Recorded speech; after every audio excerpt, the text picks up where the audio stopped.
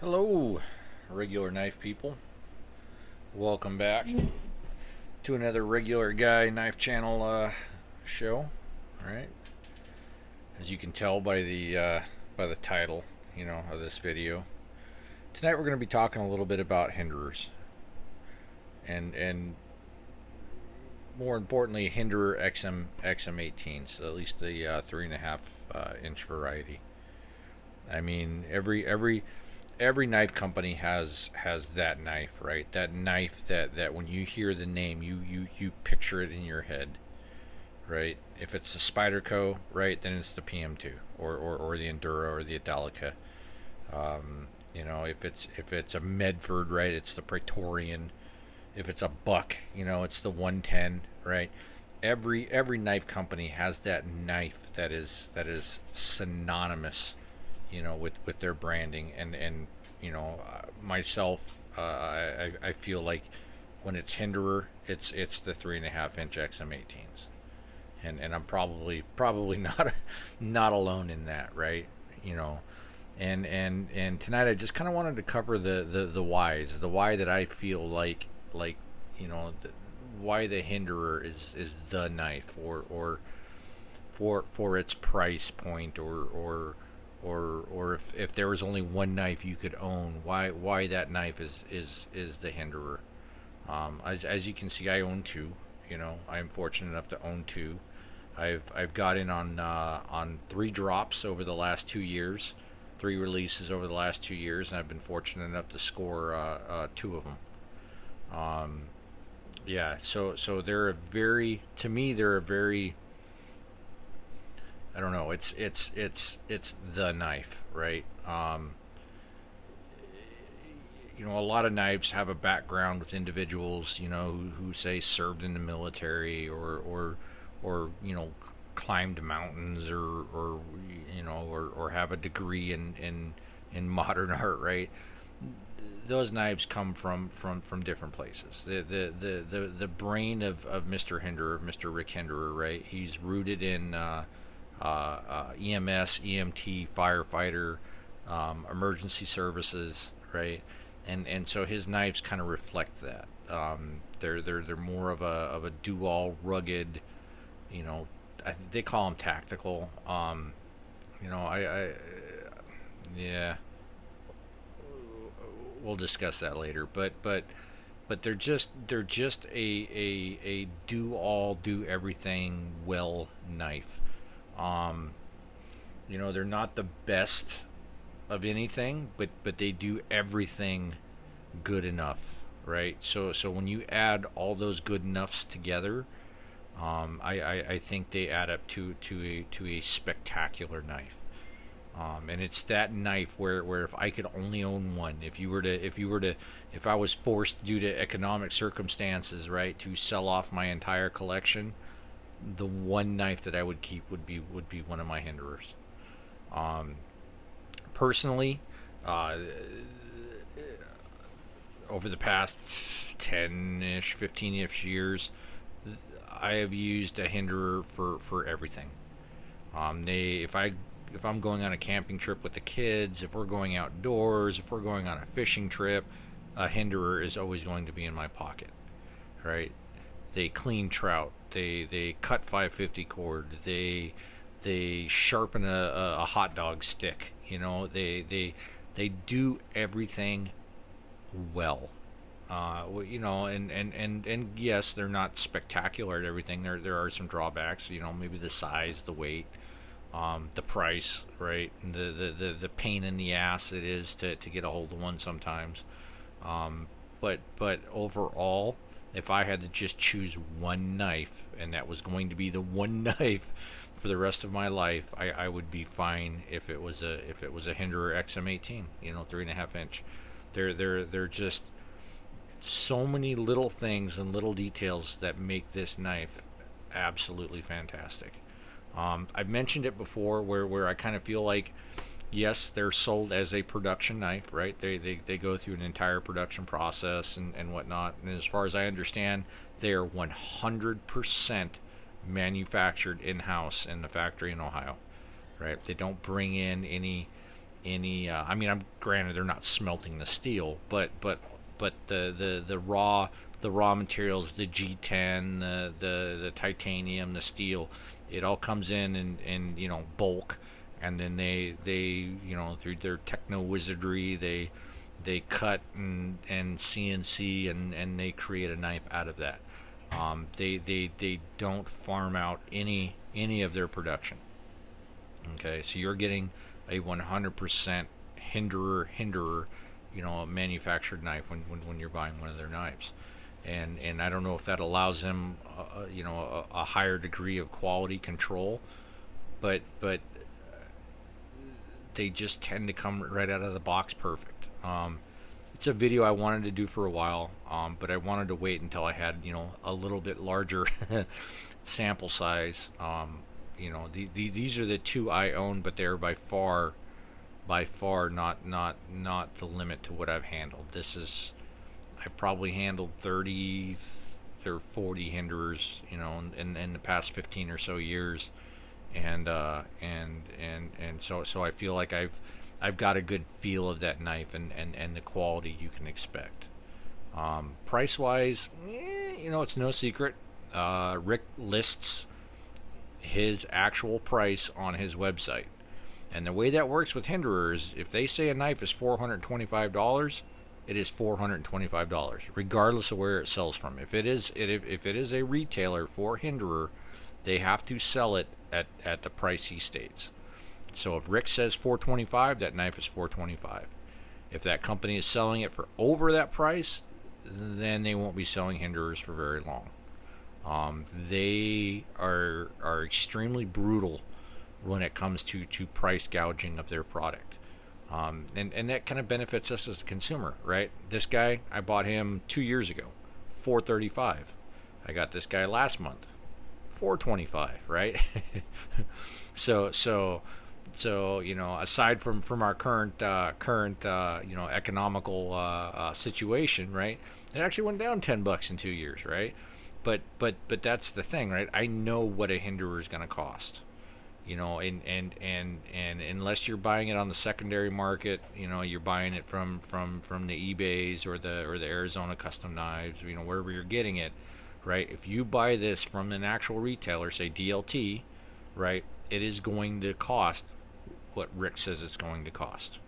And they list they list those prices very predominantly on their websites. So I kind of like that. Whoever comes out with the the bestest newfangled exclusive to them version, it doesn't matter, right? You are going to pay what Rick says that knife cost. And I don't know. I kind of like that. It makes it easier. I actually set money aside. I have an XM18 fund that I set aside so that way I have money when these become available, because that is kind of the big hurdle with the Hinderer, is you got to wait until one of the retailers does a drop, and then you got to be on that quick. In 2 years, I've participated into three drops, and I've scored 2 knives. I've got my initial DLT exclusive Swedge drop point in M390, right?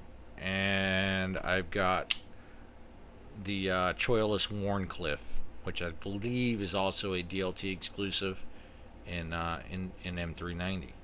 I missed out. The one I missed out on was a Sponto, probably an M390, but that knife was gone, there and gone in about 2 minutes. This one, about 12 minutes, from release to completely sold out. So I got on there. I knew I wanted the orange G10. I got on there, clicked on my orange G10, put it in my basket, checked out. Then I went back and looked at what other knives were available, because they were sold out quick. This one hung around for a little bit. It seems like they had the Swedge drop points. It seems like they had them for a couple of days. But I got right in the very beginning. This was originally just a black G10 version in the battle blue anodizing color. But yeah, it seems like they had these ones for a couple of days. But I picked it up because Everybody needs a Hinderer in their collection. These are very, they're just a very unique knife. A lot of consideration has been put into the ergonomics of them, how they feel in your hand, how they rest, where your hand ends up, how they balance, whether you're choked up on the choil, or you're back behind the flipper tab, and just how they feel. They're meant to be a hard use, rugged knife.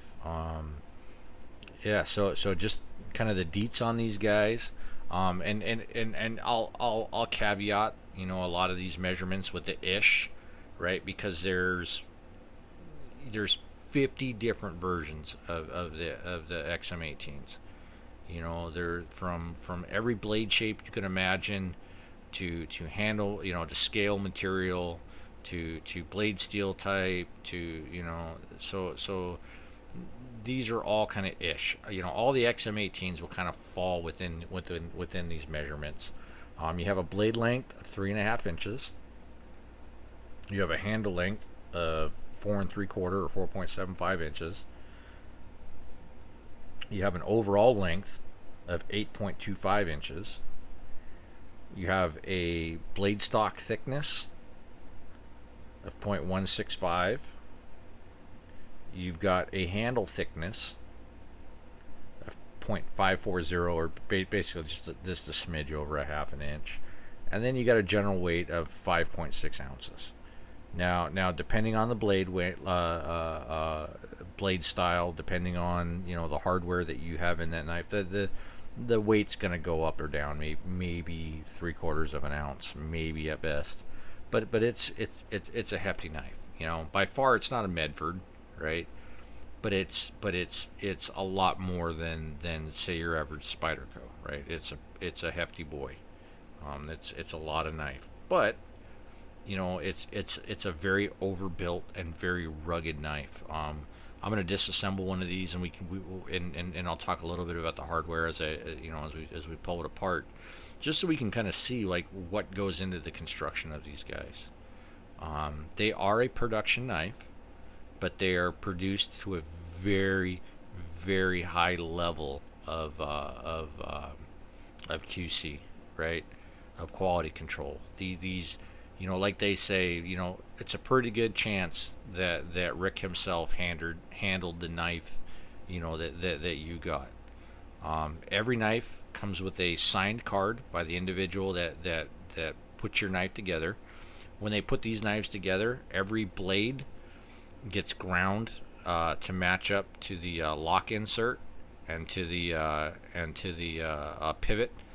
Those are the only three parts that aren't replaceable on one of these knives: the pivot, the lock face, or the lock insert, and then the blade, because those are hand fit individually for each knife. So right out of the box, you can generally expect a phenomenal lockup, action. These are both sixth gen tri-ways, and what that means is they're convertible. The 6th gens, the tri-ways, they're convertible between bearings, bronze washers, or Teflon washers. So the tri-way really means you can have whatever pivot system you want, right? Whether it's bearings, bronze bushings, or if you're a real weirdo, Teflon washers. But he includes it, and he includes the little conversion washers in there if you need to change things around. These can be set up with the pivot system that you like best. You also get some swag. You get a couple of stickers, and they come in these nice, plain white boxes with packing peanuts. No fancy zippered cases or Pelican cases or anything included. You just get the white box with some stickers, right? But side by side with other knives kind of in this price range, and that's really the trick, right? $425 sounds like a lot of knife for a pocket knife. A lot of money, for a pocket knife. But when you stack that up against other knives in its price range, you are getting a lot of knife for the money. And if you're really looking for that one knife, that pinnacle, right, to your collection, your one knife to rule them all, I mean, you really cannot go wrong with a Hinderer. I've kind of said it before that yes, these are a production knife, but I kind of put them more into a mid-tech knife category, right? They're kind of more of a production custom, because along with the knives, Hinderer offers a lot of aftermarket parts, right? Hardware. Both of these knives are sporting anodized titanium hardware. This one has the blue. This one has the battle blue. This one's sporting an aftermarket scale, aftermarket pocket clip, aftermarket pocket clip screws, right?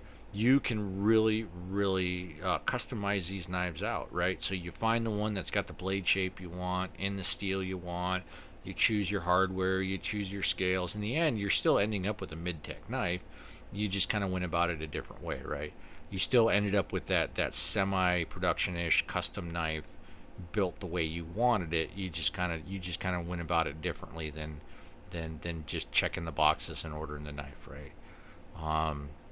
There is nothing that these knives don't offer that a standard, mid-tech as we understand it does. Okay, you're getting everything that a mid-tech would get for generally a little bit cheaper. So when put up against other mid-tech knives, these really aren't bad. I mean, price-wise, they're not. I mean, for a pocket knife, okay, yeah, they're a bit steep, but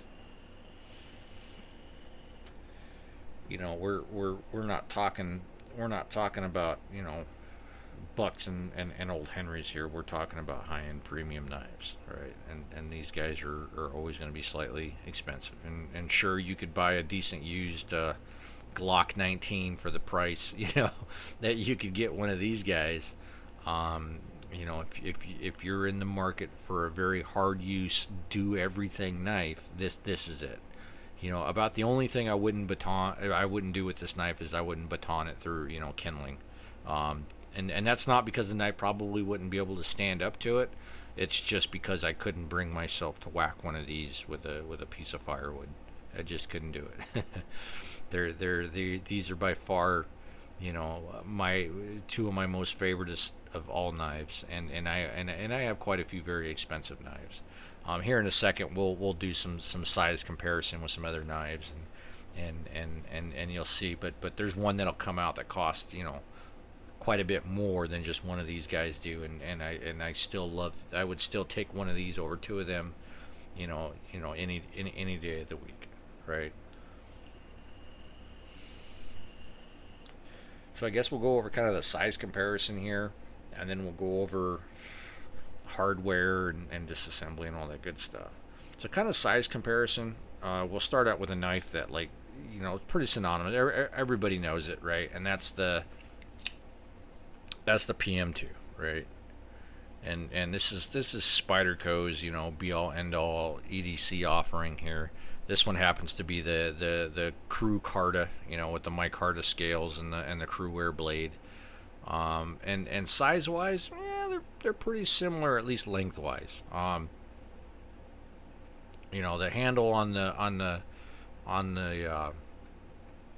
Hinder's a little bit longer, but other than that, from blade or from pivot to tip, they're all very similar in length. Now, thicknesses wise, there's 1.5 times the steel in a Hinderer blade than there is in the Spyderco blade, and whether or not that makes that a better knife, that's kind of up to you. I will say that in paper slicing, right, the PM2 has much better performance, but gut and a trout, they both operate with the same amount of usefulness, I guess. Another very similar sized EDC-ish knife, talking about mid-techs, right, is we got our Medford Slim Midi here. This is the slimmer, shorter version of the Marauder, S35V steel, all titanium, and this is definitely a mid-tech, or whatever Greg chooses to call his mid-techs. Great knife, easily cost you $150 more than what you'll find a Medford for retail. A great knife. I love this knife. It has some great design features, but if it came down to it, you know what I'm saying, I'm holding on to my Hinderer, and I'm letting that Medford go. And just to add some scale, right, as far as sizes go, because these are all 3.5 inch ish knives, right? We got the Kalashnikov here, right? The Desert Warrior XXL, right? That's a big knife. That's 5 inches of blade, right? That is a lot of knife. But I just wanted to throw that in there because I don't think I've ever seen a Kalashnikov XXL used as a size comparison knife in a review, and I just wanted to be the first. All right. So we'll put these guys away here, and we'll start getting down a little bit here into the nitty-gritty of these knives, right? I can't decide on which one I want to open up. Actually, we'll do the new one because I've been carrying that a lot more, and we'll get into opening it up. Now these guys do have a unique pivot system. So we have a big flathead type screw on one side, and then we have this weirdo here on the other. This will take a number 14 spanner bit. Okay, and I'm telling you now, you don't need it, right? There is enough friction from that pivot sitting in the frame, and you keep, this guy is generally fairly loose, that there's no reason to have a spanner bit on the other side when you loosen it up, right? Almost never do I pull out a spanner bit when I'm gonna take this guy apart. But they do have special tools on the market for it, right? If you somehow can't source a number 14 spanner and a big honking, goddamn flathead, for the other side, right? There are special tools out there. I got these guys on Etsy. I think they cost me $25 for the pair of them. You've got the flathead, you've got the spanner, and then you've got the Allen. I think the Allen is for if you buy Hinderers aftermarket pocket clip screws. I believe they're Allen, and that's what that's for. I don't know. I don't buy his aftermarket clip screws because they're like $20 for two, and that's fucking ludicrous. So I get mine on Etsy, and I buy the T6 Torx screws off of Etsy. But yeah, if you want, $25 and you can get this set. Now, if you've got $80 in your pocket, just burning a hole right through it, and you can't think of anything else that you would rather spend $80 on, right? You can buy the official, right, Hinderer Armorer's tool. Now, it comes with the weird flathead, big flathead screw there on one end. It comes with a little spanner thingy here on the other, and if you unscrew it, traditionally it comes with an Allen, an Allen bit in here for, I guess, the overpriced pocket clip screws. I took my Allen out and I put a T6 in there because I buy the $10 a set, Etsy pocket clip screws. But yeah. So if you're just, if you're ride or die Hinderer and nothing else is going to touch your knife, and you've got $80, then you too can get yourself one of the armor tools. The other thing is you can pick you up like I said, a number 14 spanner bit and a big honking flathead, for your drivers, and that'll take it apart. Or if you got some change in your pocket, this thing will fit a penny or a dime, or in my case a mercury dime, and we're going to be disassembling our knife with a mercury dime, because the way the pivot works in this thing, it doesn't have to be cranked down to take out any blade wiggle.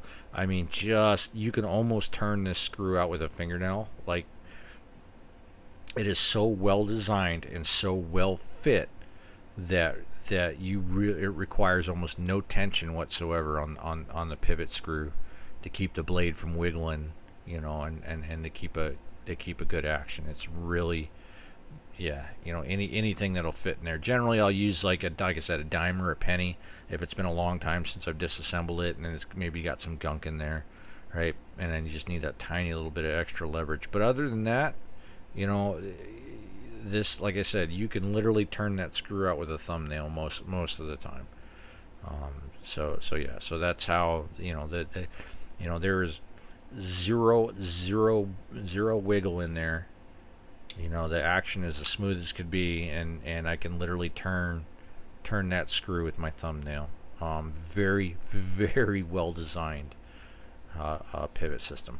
And when we get into it, I'll show you a couple of more details. I know I've said like especially on the Spydercos in an earlier video, I'm not 100% sure that generally if pivots are hardened, but we know for a fact that the Hinderers are hardened, and I'll point out to you here when we get it apart why we know that the pivots in the Hinderer are 100% hardened, objects.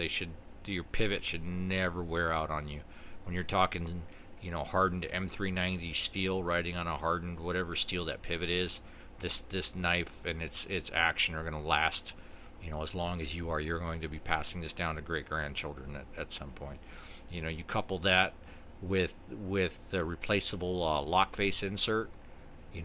Conceivably this knife should last for forever, right?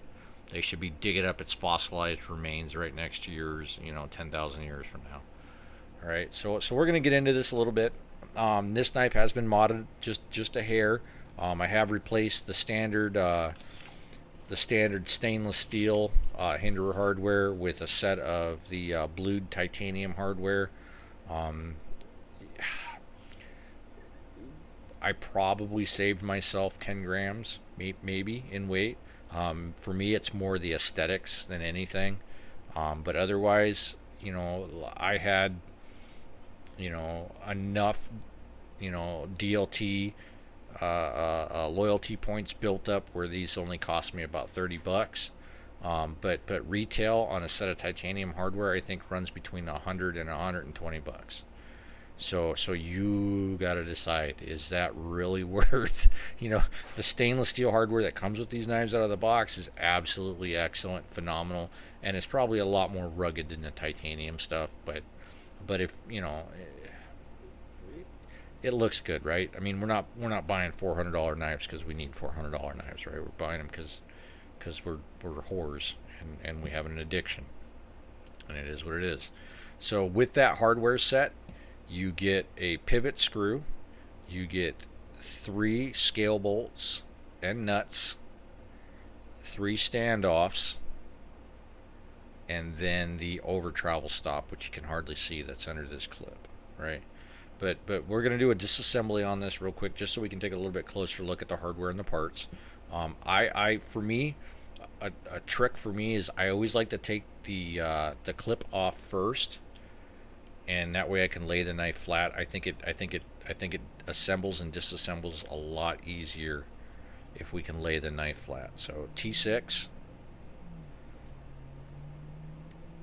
and again, these are aftermarket non-Hinderer Etsy acquired screws. These guys came from a company out of Canada, I believe. But there's a bunch of companies selling aftermarket, pocket clip screws for these guys. But you can really see that over travel stop there. But yeah, the rest of the hardware here, these 3 screws, these are going to be a T8.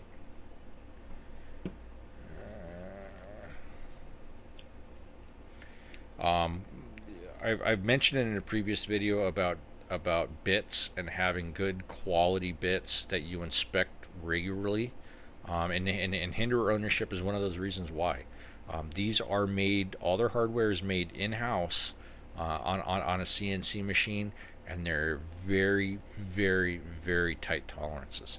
And so if you've just blown $120 out of the kids' college fund in order to put titanium hardware on your knife, you owe it to yourself and to their education, right, to use a good quality bit and not not dink these screws up and kill the finish on them, because these are very tight tolerance hardware, right? And if you know, it'd be heartbreaking to put a big old scratch across these things, which you really only bought because how they looked, not because you needed the performance, right? But we'll have 3 of those guys.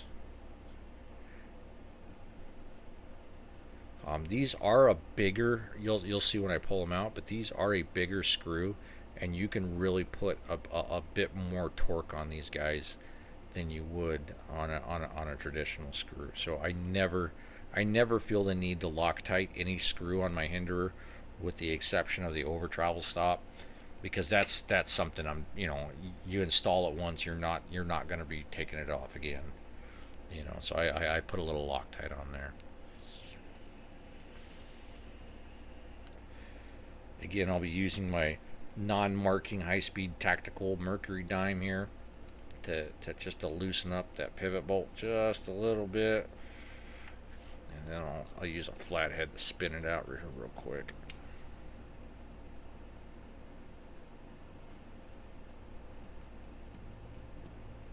That's it. That's all you needed.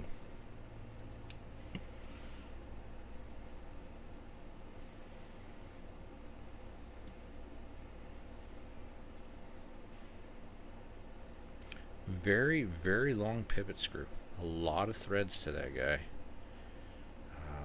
Very well constructed. I mean, if you're like me and you're kind of into the hardware, the Hinderer definitely goes above and beyond when it comes to the construction of their hardware, which it should, right? If you're buying an aftermarket hardware set and it costs you $120, that it better be the nicest goddamn hardware set you have ever laid your hands on, right?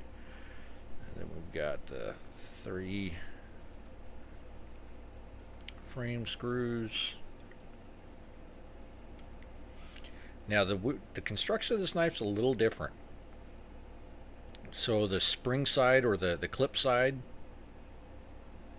of the knife, is solid titanium, and it's 0.165. It's the same it's the same thickness as the blade. And then the show side, you get a scale of whatever material it is that you ordered it in. This one happens to be orange G10. And then you have a liner. You have a titanium liner, so it's not actually relying on that G10 scale for any of its strength, right? For any of its structural integrity. You've got a titanium plate underneath there providing all of that, right? You've got your center spacers, which just kind of float on the nuts. Very nicely done. They are unique to Hinderer. They produce them in-house. They're not some random generic center spacer like that you see on most knives that they just buy in bulk, right? And then you got your 3 nuts. Okay, and you can get these in a variety of materials. They do make them in copper and brass, stainless steel, which is what comes on the knife, titanium. They do sell ones that are engraved with like a dog paw and then like maybe a Hinderer horse, and I don't know, whatever. They come engraved, as well as you can buy different center spacers here. You can buy them in different materials. They do have a nice kind of a cool geared brass one, whatnot. But yeah, so they're available in all kinds of varieties, so you can really make your knife yours. Then we'll drop the lock, pull the blade off, pivot pulls out, and then we've got our 2 bearings, and that's about it. I don't 100% know on the blade stop. I've seen ones in the past where the blade stop just kind of falls out. On the 2 that I owned, they seem to be pressed fit, and I'm not gonna try to get it out, but it does seem to be press fit in there, and it does seem to be like, it's intentionally made a permanent part of the knife. This one here, where everything is titanium, I haven't changed out the blade stop, because just like on this knife, this one is pressed in, and it's not coming out, it's not going anywhere, right? So we have the blade of the tri-way, right? You see those three dots? That lets you know that this is a tri-way knife. If that little kind of, I don't know, close encounters of the third kind of little symbol right there didn't clue you in, this is a tri-way blade, meaning it can use, one of the three pivot systems. It is machined out on one side, and it is flat on the other, and that is a component of the way the knife's put together. So the recess for the bearing, or the bronze washer, or the Teflon washer on the lock side is actually in the scale itself, and then on the show side, right on it is on the blade itself. So a little unique on the way to put it together. Unique to the Hinderer, but a very it's a very sturdy, well thought out way to do it. You can see, hopefully here. I know my knife focusing skills aren't the best, but you can see right here. Right here's the lock face insert. It is keyed right into the lock bar, secured with a T6 screw, and it also contains the detent ball. This does use a medium sized, ceramic ball for the detent, and in my opinion, the detent is sized perfectly. A big issue I have with a lot of the Chinese-made knives, whether they're OEM'd, so like a Chavez, they never seem to get the detent sized right, and the Hinderer, it just feels right. Like there was some person, some man or woman there putting your knife together, and I say that because Sean, I'm assuming is a dude, and this one here was put together by Amy. So they are an equal, Hinderer is an equal opportunity employer, right? You can tell that somebody put this knife together, right? They opened it, they closed it, they felt the action, and they tuned it, and you can feel that in the knife, right? Because when it's a little bit stiff when you first get it out of the package, like all new knives, but it very quickly starts breaking in. And it if you were to have set it up, like if you had the skills to set it up, it feels like that's how you would have set it up, right? I mean, I guess that's the only way to explain it. You do see I got skiff bearings. I got some extra market skiff bearings in these guys.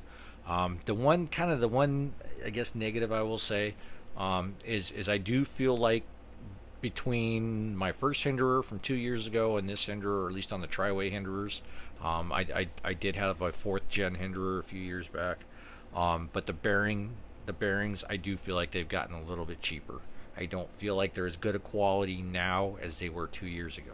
But that's, that it is what it is. I don't care if they were awesome bearings. I still would have replaced them with skiffs. I've used skiffs long enough and enough knives that I have, a lot of trust in them, and I do feel like they just make a better product than anything out there. But I don't think it's a better enough product where it's a necessity. I think you would be just fine on the stock bearings. This guy, for instance, the action on this guy, absolutely phenomenal, which is stock bearings. The action on this one, pretty damn good with stock bearings, although it did get a little bit better with the skiffs. I just like the skiffs, and I like their solid cages, as opposed to the stamp cages of 99.9% of the bearings out there. So I wouldn't feel like skiffs are a necessity, but then again, you spent $425 on plus, on a knife. What's another $11 for that peace of mind you're gonna get from this, from the skiffs. So I always just kind of buy skiffs. It is what it is, right? All right. The pivot on these guys, I'm not sure if it's going to come through,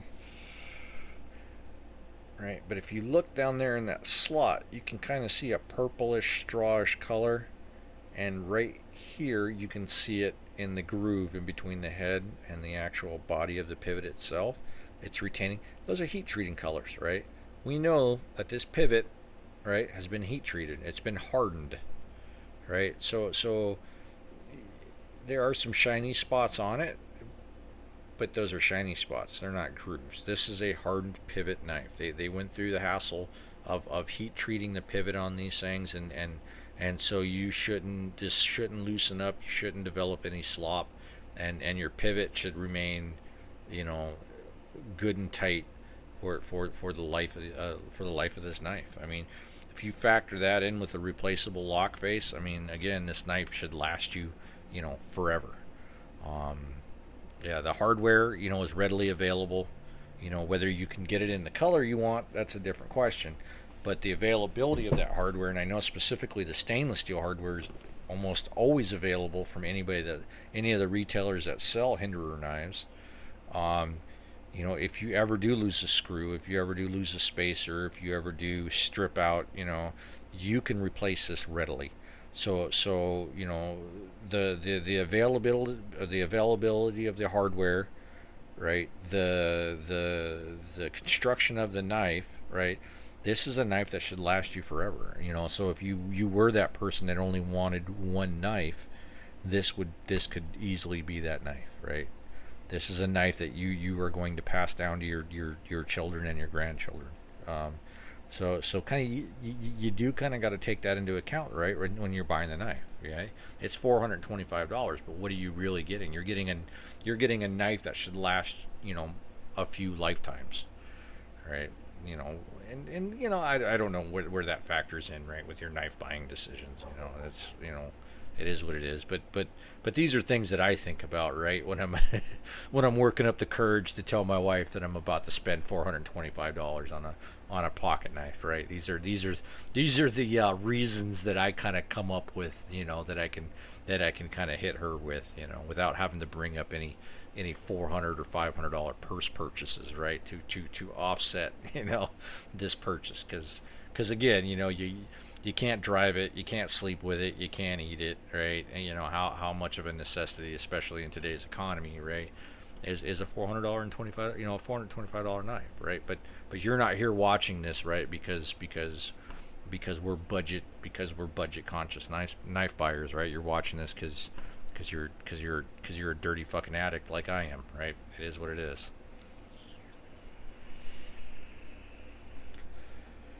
All right, so you know, going over some of the hardware again, like we showed these guys, they're, you know, I gripe about the hardware being ridiculously expensive, right? But it is beautifully manufactured, right? It is beautifully made. It is completely, you know, CNC machined. The anodizing on Hinderer products is absolutely flawless.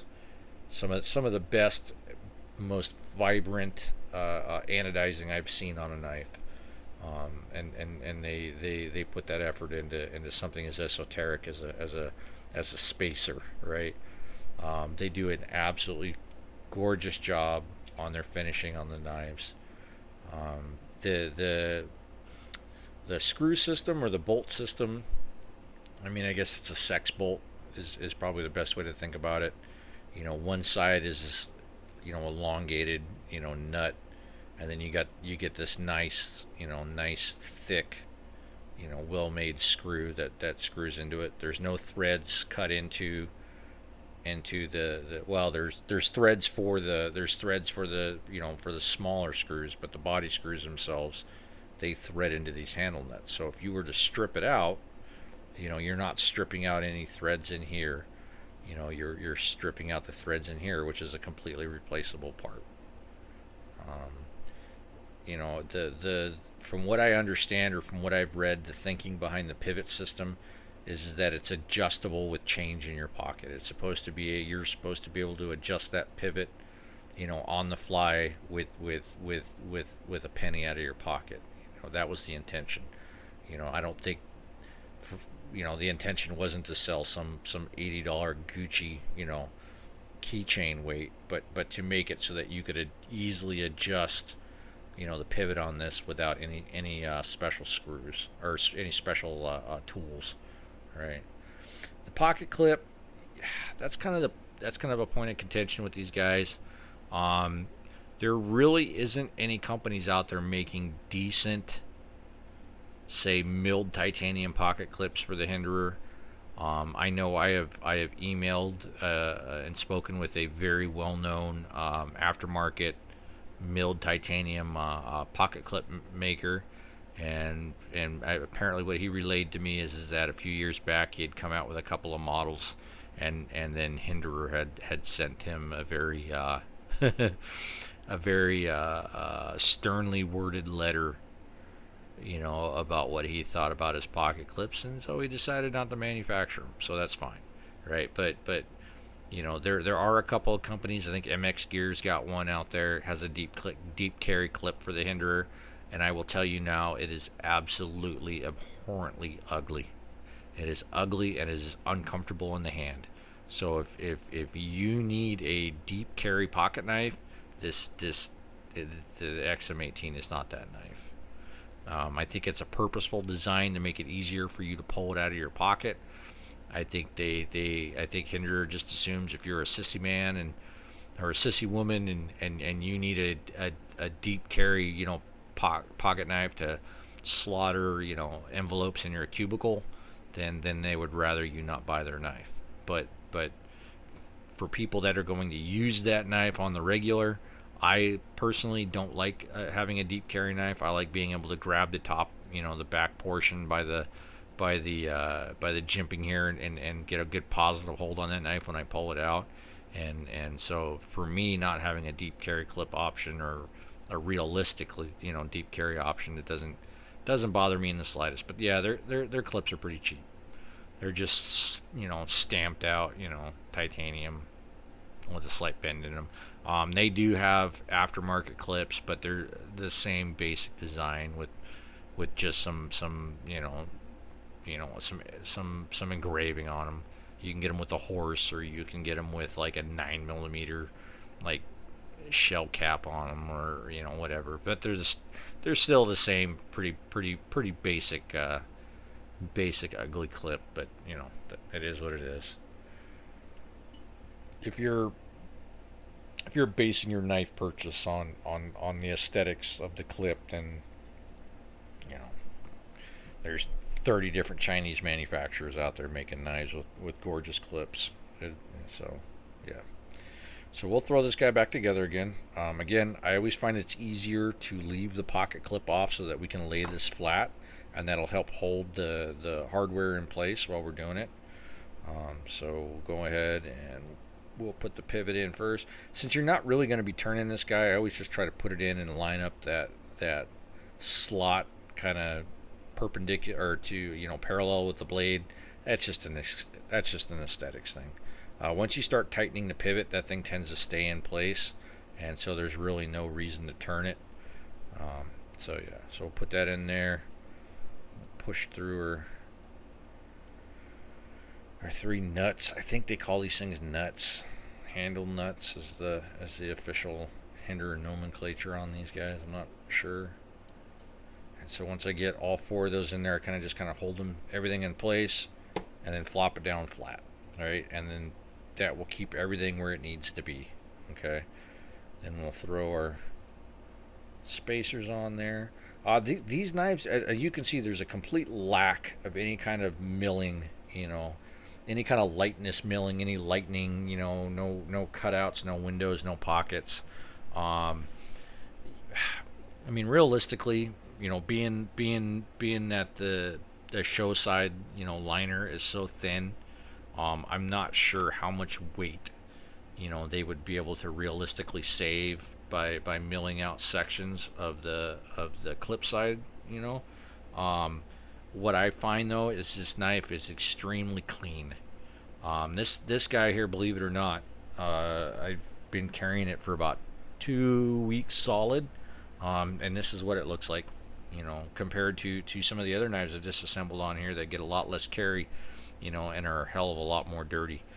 This knife really does stay clean, and you can run this thing under the tap and completely wash it clean. I mean, we're talking stainless and titanium here. There's really nothing that's going to rust or corrode on you, and this knife rinses clean very well. So again, it's one of those knives where I really, I'm fine ripping it out of my pocket and gutting a trout with it, because I know I can just rinse it clean in the river, and it'll be fine.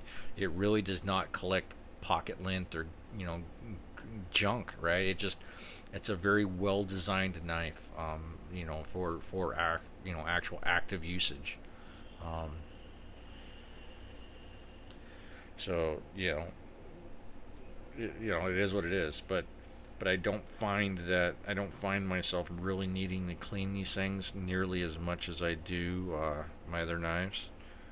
I just turn in the bearings to find the blade side and the scale side. It might be a little hard to tell under on the camera here, but there is a side where the balls appear smaller, and the smaller diameter side of the balls here, that's the side you want to face the scales. So these are big balls side up right now. I am going to put a couple drops of oil before while I reassemble this guy here. So we'll put a little bit here in the pocket, just a couple of drops right there in the detent hole, and a little bit on the detent track. We'll drop a bearing in. One of the gripes I've heard is there is no hardened washers under the bearings, and so I guess the thought is that eventually the ceramic balls will score a track into the scales. That's not been my experience. I mean, they leave a little shiny ring, but they don't leave a deep groove. This guy, my other Hinderer, I've had that for 2 years, and it's been used extensively, and the insides of it don't look any different than this guy does. So I mean, they're really, the way this pivot's made, there really isn't a lot of tension on it, and so there's really not a lot of mechanical force, squishing those handles together and really driving those balls into the scales. So I don't really feel like that's going to be an issue.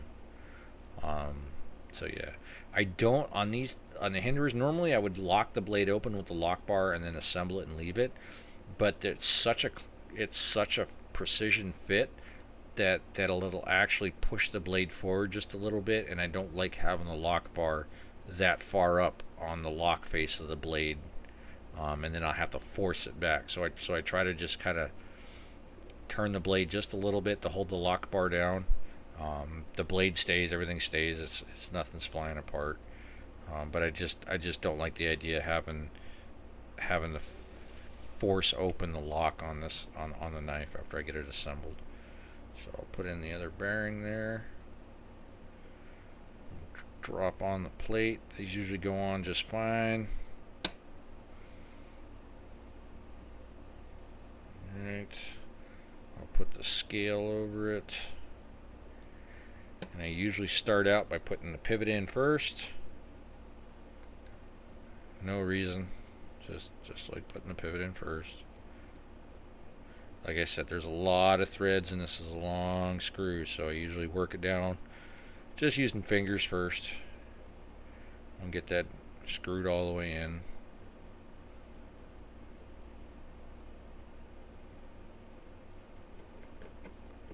And then we'll tune it here after I've got it all assembled.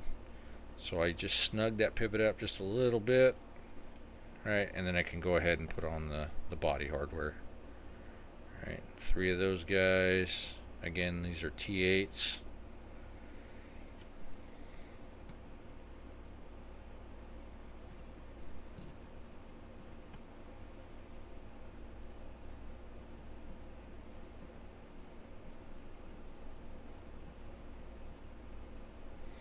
And usually you'll get them in, and then once you've got them in, you're gonna hold the other side of the bolt with just finger pressure, and give them a good tightening. They snug right up, so there's no, they're not tough. Again, I've never had any of the hardware on these guys loosen up. I mean, you can put a sufficient amount of torque on it where Loctite isn't a requirement. They don't come factory with any Loctite whatsoever, so I just keep going the way I went and don't do it. So like I said, put my finger on the other side there, and you can tighten these guys up significantly.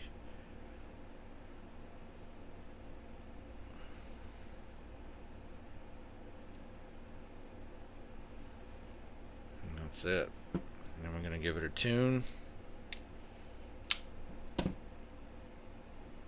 Man. And you'll find with these pivot, man, you have like the range of adjustment is so broad that like you have a whole half turn of this screw and you're still within that sweet spot. That sweet spot where it's as loose as you can get it and the blade is as free as it can be and still not have any wiggle. You get like almost a half a turn on this screw. So there's no reason to run this thing super loose. I usually just give it a slight snugging. You know, check her out, no wiggle, and I mean, it's dropped shut. So very precisely manufactured, you know, pivot system on this thing. So then we can see the details, right, of the clip side. You know, you got your lock bar, the cutout here where our pocket clip goes, the 3 nuts, the over travel stop, the screw for the lock face insert, and then the actual pivot itself. Now for this, I will give it a little bit of a turn, and like I said, that's just for aesthetics. It doesn't need it, but I just kind of like to make that slot parallel. Maybe we finally found a use for the armorer's tool here. We can loosen that up just a smidge.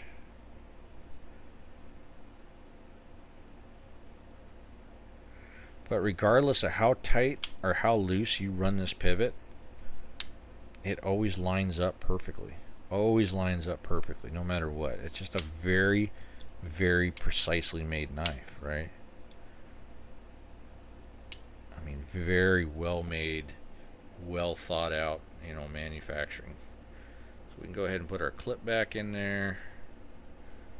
Our 2 little tiny T6 titanium screws here. Again, purchased from Canada because I'm not paying $20 for 2 tiny little screws just because they're manufactured by Hinderer.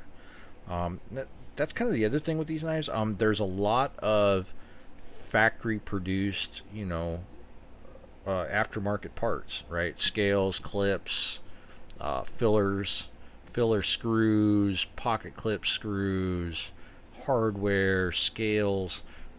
There's a vast amount of aftermarket parts produced just by Hinderer. So you can build, you know, the XM18 you want and only use Hinderer parts.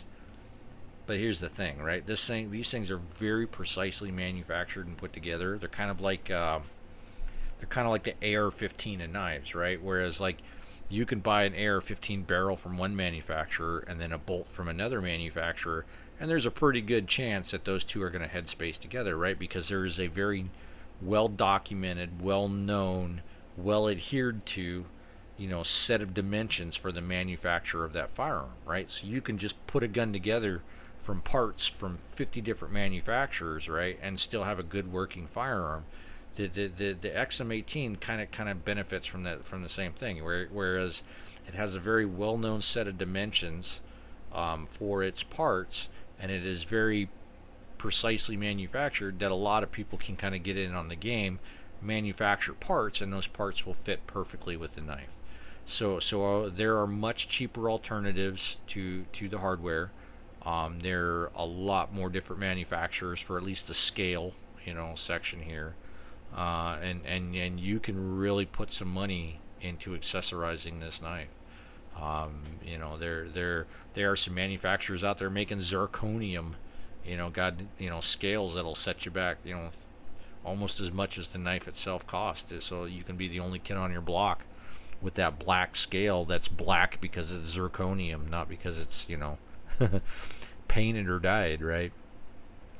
So yeah, you can really you can really let your imagination run wild with these guys. A lot of companies out there making nice titanium scales. Meton Boss, he does some beautifully engraved scales. He's got a particular Star Wars themed one that I've been eyeing. Maybe I'll do a Star Wars themed Hinderer. I don't know. Um, but yeah, just a just a fantastic night. And you know, is it worth $425? That's is it worth the aggravation of trying to get in on one of the drops, and the heartbreak of you not getting it if you don't get it, or you know, but then there's the jubilation of you actually scoring one if you do. Is is all that hassle and money, is this knife worth it? That's kind of something you got to ask yourself, right? Is it worth it to me? Absolutely. If they did a drop tomorrow, I would be up. I would set my alarm and I would be there 15 minutes early. F3, F3, and F3 in that page, refresh until they dropped, and then I would be purchasing another one. They are a knife that I will always own. Regardless of where my collection goes in the future, or if I stop collecting or whatever, I will own a Hinderer. There will probably be one in my casket when I'm buried. I feel that strongly and that highly about these knives. You know, there are great manufacturers out there making some great knives, but I feel like everybody deserves or needs to have at least one XM18 in their collection, right? If nothing else, then just as kind of that measuring stick that we use to compare other knives to. I have purchased knives costing twice as much as this guy here, that were not even a quarter of the quality. And I don't think, had I had owned an XM18, that I honestly understand what really goes into a very well made knife, and what a very well made knife is capable of. So yeah. But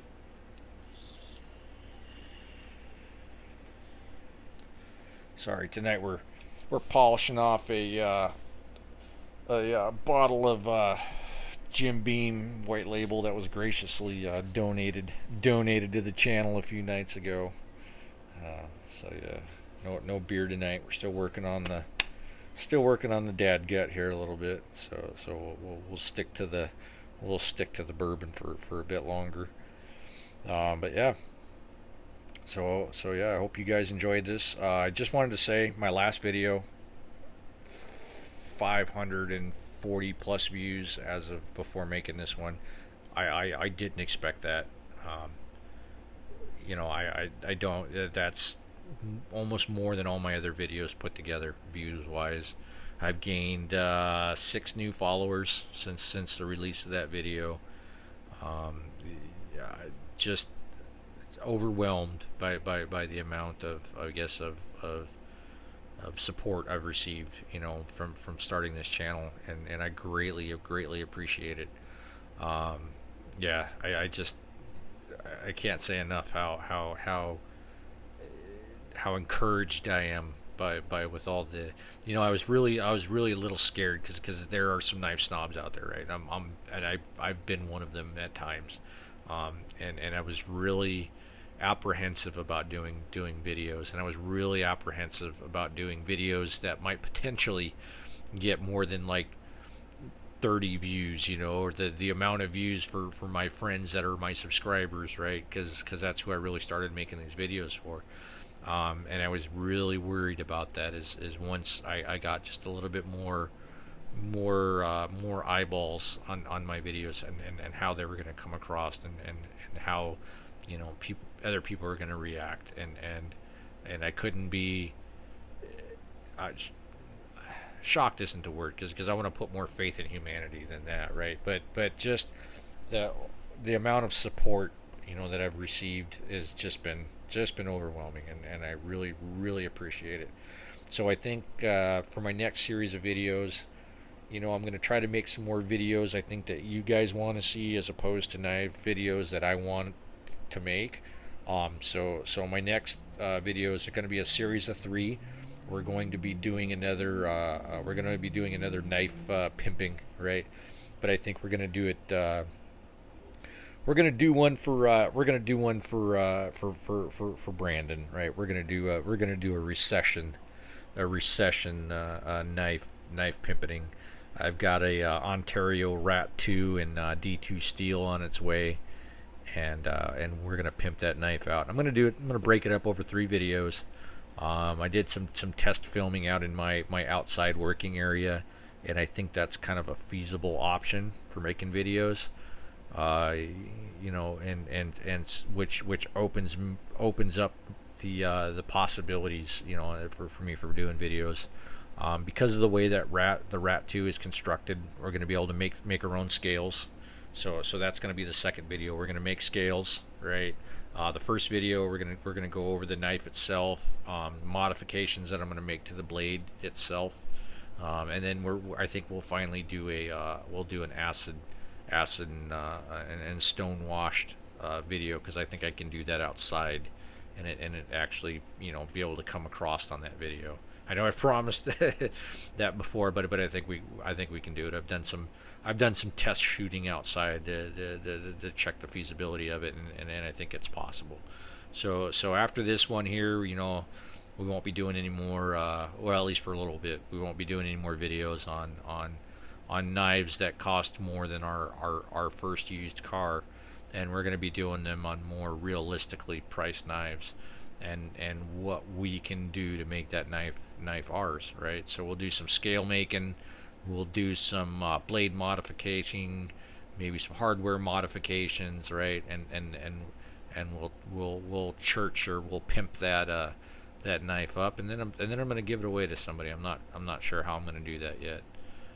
But somebody, one of my lucky supporters, one of my lucky fans, I guess, is going to end up with that knife, and yeah. So we'll do a little give back video after this. Again, I appreciate all your support. It means a lot to me.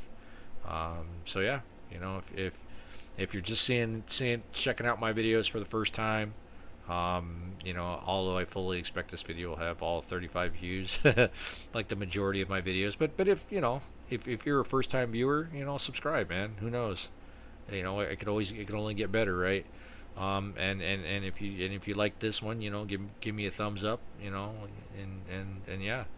So this is the regular guy, and I'm wishing you guys all a fantastic night. And this is the regular guy's knife channel, and we're out.